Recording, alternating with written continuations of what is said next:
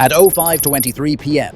local time off Yemen's coast, a U.S. Air Force F-16 from the 421 Est Fighter Squadron rode top cover for a U.S. naval task force, pushing past headlands the color of rust. The radio was calm, the sea state ordinary, the air hot and thin. That quiet ended in a single breath. South of Hodeida, a Houthi SA-6 battery swung its search beam, found a blip that did not belong, and the launcher barked. A white spear leapt from a dust cloud and the clock got mean. From ignition to impact, the math gave the American pilot only heartbeats to live or outsmart the sky. Before we begin, make sure to hit the like button. It helps us beat the YouTube algorithm. Semi-active missiles like the SA-6 do not hunt alone. A ground radar must keep the target lit, so the missile can ride the energy in. The American jet's first warning was not Houthis' own radar. It was the ANALR-69 radar warning receiver hissing in the headset. A clean, unmistakable tone that means someone just pointed a loaded radio at you. The pilot pushed to the vertical, then knifed into a hard dive, trading altitude for options, dragging the line of sight fast enough to smear the enemy's fire control solution. The ANAPG-83 radar painted the air picture. The pilot's eyes stayed married to the threat tone. At these ranges, discipline beats curiosity. The next move came from the wings. The ANALE-47 dispensers on the pylons spat bright magnesium and strips of metallized fibers, flares to bait infrared seekers, chaff to clutter the ground radar's picture. The jet's missile warning sensors cued the sequence automatically, boxing the Viper in a moving cloud of heat and noise. The pilot rolled, pulled, rolled again, keeping the missile's nose guessing and the ground radar's tracking gate working overtime. A second launch tone arrived, then a third. The sky filled with arithmetic, and the only way to live was to make the math ugly. Before we continue, make sure to hit the subscribe button. It really helps the channel grow. The last card was brute electronic muscle. Under the fuselage, an ANALQ-184 jamming pod spun up, its digital memory biting into the band where the SA-6's guidance lived. Jamming is not magic, it is pressure. You force the other side's radar to work harder than physics will allow. The lock wobbled, the missile's brain grew dumb, and its path bent from guided to guess. One warhead detonated early, a dirty flash and a puff of dust, far behind the jet. Another went long and fell blind.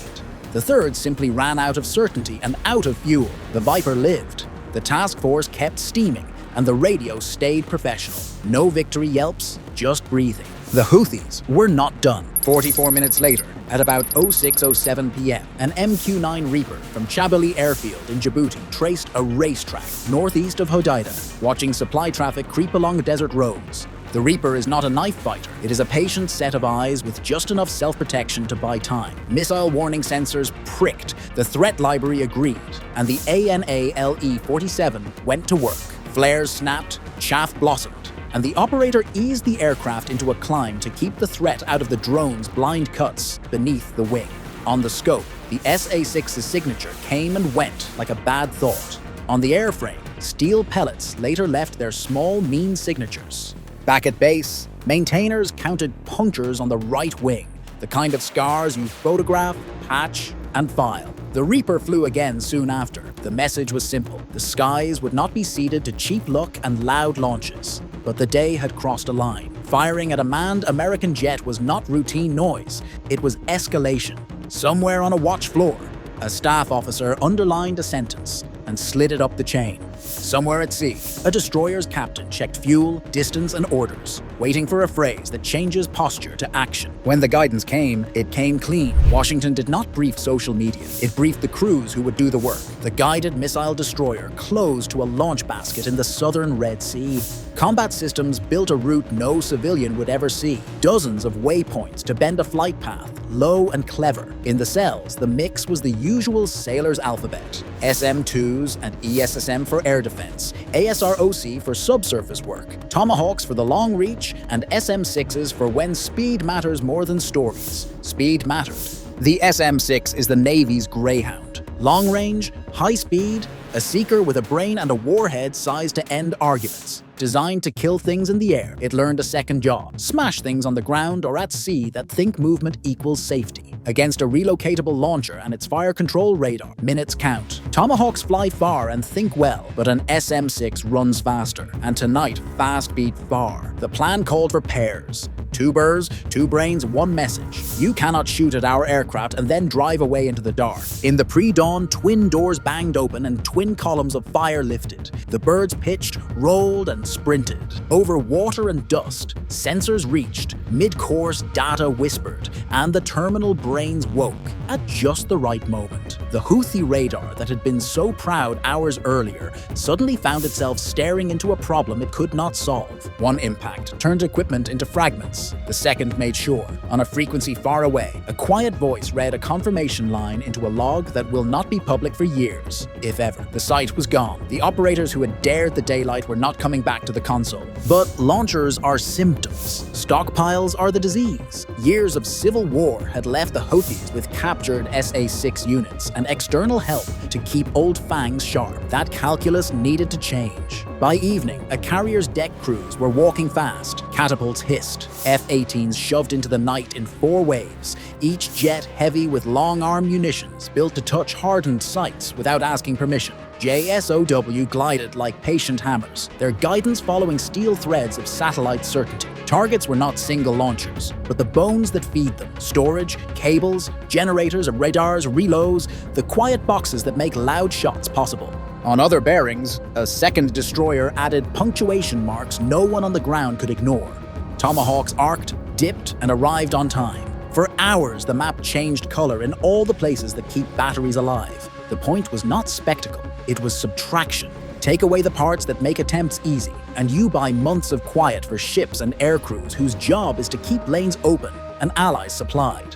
When the last echoes faded, counting began, launchers gone, radars broken, ballistic and cruise missiles reduced from plans to scrap. Not eliminated, that word belongs to slogans, but degraded in ways that matter on the next hot afternoon when someone is tempted to roll the dice. What the public saw was a headline and a number. What the crews felt was the steady thrum of a machine that knows how to answer escalation with geometry and timing. In the cockpit of a Viper that survived its day, the pilot's debrief sounded like all good debriefs. Terse, honest, boring to anyone who has not almost died. In the combat information center of a ship that answered back, the watchstander's notes were equally plain. Complex work made to look inevitable by people who practice until chaos slows down enough to catch.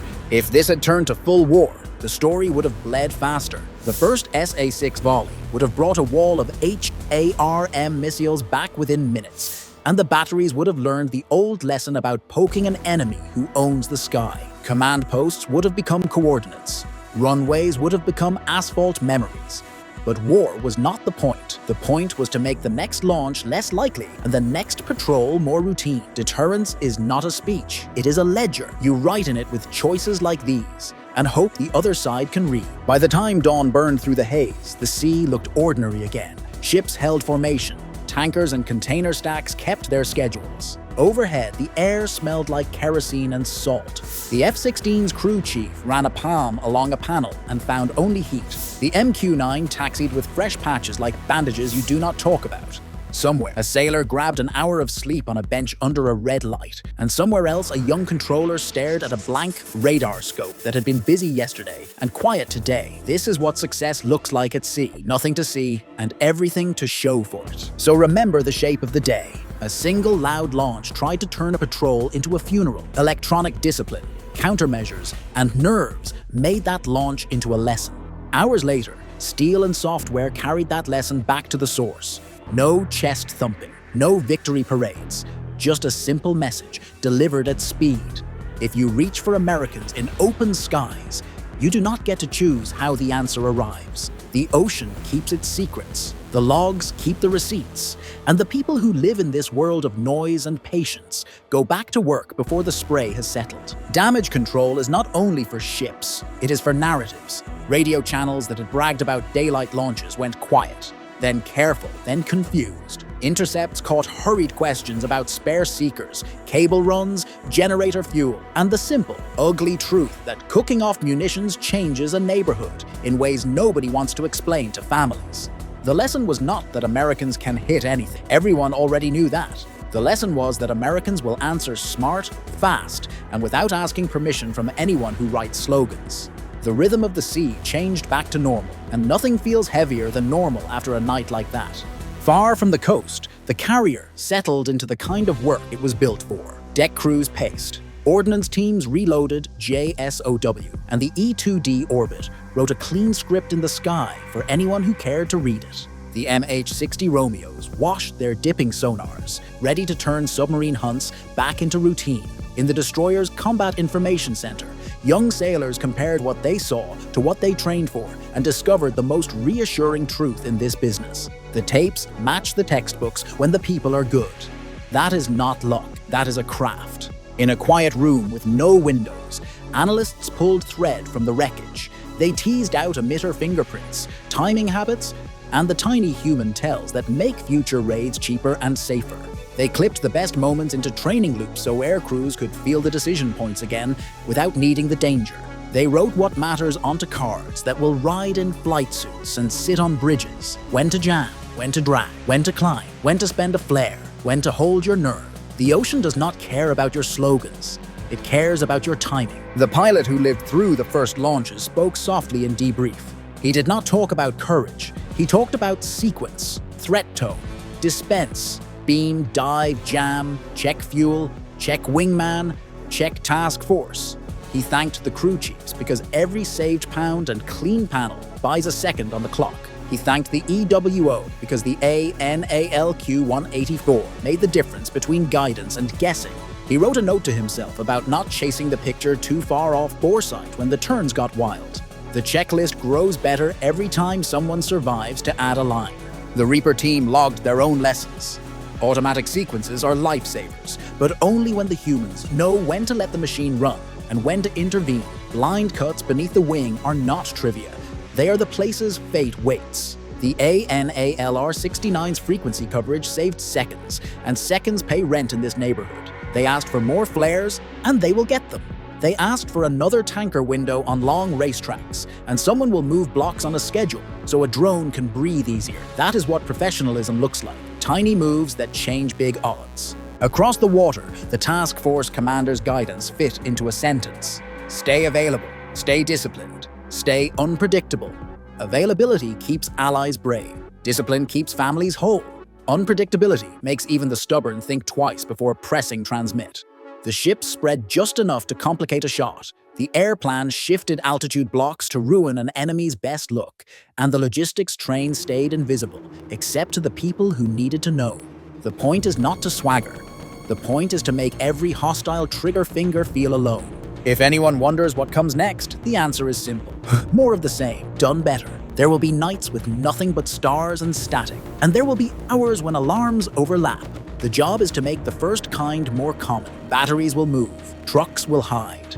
New radars will light for a little while, and each time there will be a response tuned to the moment. Sometimes a camera and a grid, sometimes a glide weapon, sometimes a missile that outruns the conversation. The message travels the same road every time. Choose quiet or lose inventory. For people far from the map, this looks like pieces sliding on glass and dots changing color. For the crews, it feels like heat, salt, and the weight of headsets. It smells like jet fuel, warm electronics, and coffee that went cold an hour ago.